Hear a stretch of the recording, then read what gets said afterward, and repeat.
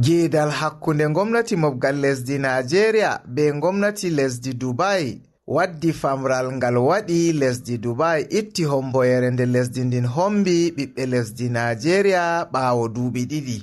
Ministajo cakol kubaruji lesdi Nigeria Muhammad Idris on andini non yaake o wolwananno tefoɓe kubaruji ha faada ɓaawo jonde majalisaru minista en les ardungal Bola Ahmed Tinubu.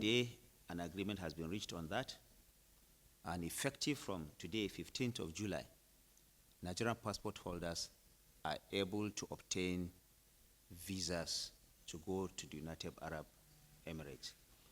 Muhammad Idris vi bana kon andi lesdi Nigeria be lesdi United Arab Emirates wato Dubai ɗon no waɗa giidal man waddi famral ngal ittani Nigerianko en koma kutiniroɓe passport Nigeria fuu homboyere yaago lesdi Dubai.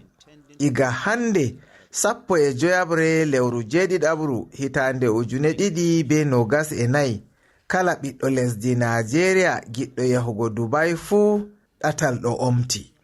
Lesdi Dubai hombi ɓiɓɓe lesdi Nigeria hawtade be ɓiɓɓe lesɗe Afrika goɗɗe wato haɗi kala jogiiɗo passport lesɗe ɗen fuu visa yahugo lesdi Dubai man ha lewru Oktoba hitande 2022 dalila kuuɗe karamɗe ɗe lesdi Dubai man tuumi ɓiɓɓe lesɗe ɗen ɗo ngaɗa ha lesdi Dubai man.